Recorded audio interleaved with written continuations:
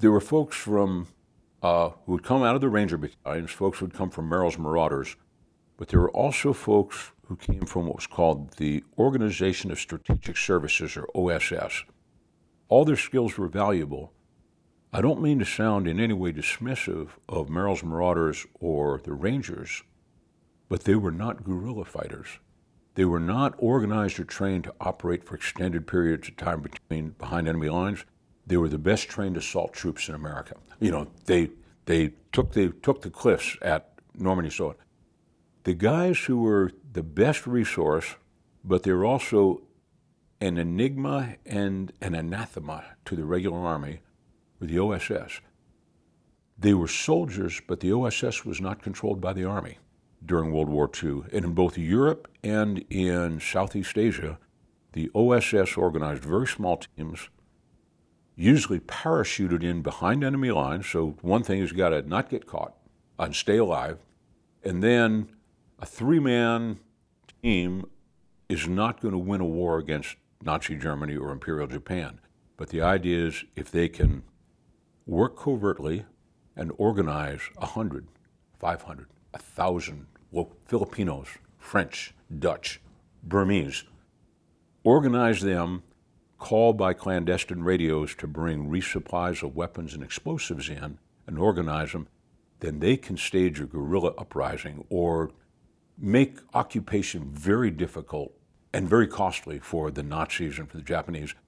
The OSS guys were the ones they turned to for having the knowledge of guerrilla warfare. But this was outside the experience of the regular army.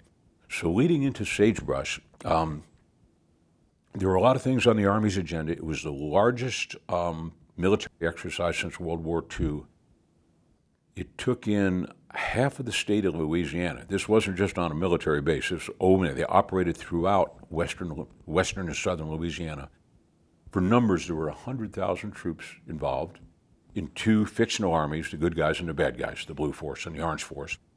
The Air Force involved over 1,000 aircraft. It was to test strategic resupply, strategic drop of paratroops.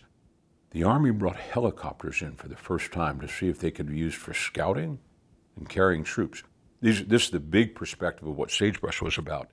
But the bad guys were based in the Baton Rouge area, and their mission was to move northwestward towards DeRidder, Louisiana, which is where Fort Polk is. And the Blue Force, the good guys, were there to defend against it.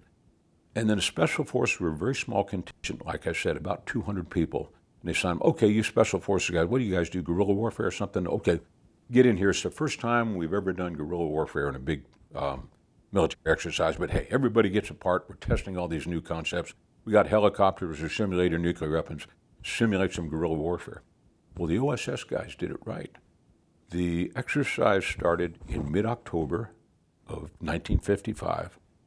The Special Forces began deploying there 3 months in advance.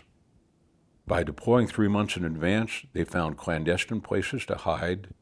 They set up radios in barns, got a farmer's permission to set up an operating base in his barn. Some of them went and talked to gas station attendants or waitresses and said, hey, when Army trucks start to move through here, listen to the conversations and write down the bumper numbers. We'll buy you a Coke. We'll give you $5. We'll make you an honorary Green Beret. They established, this is what you do in guerrilla warfare. You establish first the resistance, not the guerrilla fighting force. Establish the resistance, which will gather the intelligence for you. Captain Consol's team, some of them actually took jobs at gas stations and took jobs at restaurants and stores. I mean, this is crazy by Army standards. They're in civilian clothes and they're melding into the population, and they went up as much as 3 months in advance. Well, when the exercise started, everybody began rolling. You know, the Orange Forces, the bad guys, started rolling towards the Blue Forces, etc. Nobody gave any consideration to, the fact that there was a guerrilla organization present. There was a resistance. We had never practiced this in a U.S. military exercise before. Anyway, every troop convoy, every vehicle that moved, gas station attendants were writing down the bumper numbers, which identified the enemy order of battle. and the rate of movement. You didn't need to fly a reconnaissance aircraft to take pictures. The guys at the Esso station just told you who it was. The soldiers sit in their trucks and eat cold sea rations, but the officers would go into the cafe. The majors and colonels would sit and order lunch, sip coffee, and talk about the plan, where we're going now. And the waitresses were listening and passed it all along. So they knew the routes of advance. Special Forces soldiers themselves had to lead guerrillas. The way that they got the guerrillas was they contacted all the high school ROTC units and said, who would like to come play guerrilla warfare? The Army Reserve sent 400 Army reservists who didn't belong to units. They were just Army reservists waiting for somebody. You guys get down there. So they organized them to be the guerrillas, actually be the muscle on the ground the way you're supposed to. Then they figured the most vulnerable targets, and the Army of 1955 was all about this fantastic mobility that they've got. Well, the mobility, you probably know Louisiana.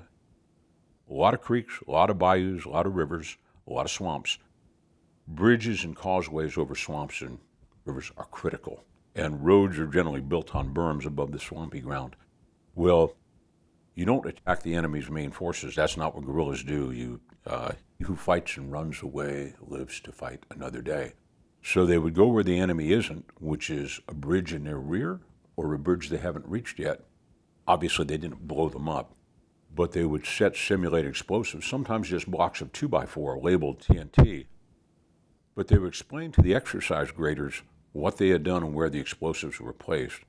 But they teach you, don't just blow up the bridge. You blow the span off the abutments, they'll come in with engineers and put it back up the next day. Stagger the timing of the explosives so the bridge twists as it falls. It will ruin the sill plates and ruin the abutments, and nothing but a new bridge will play. I mean, I know I'm very in detail.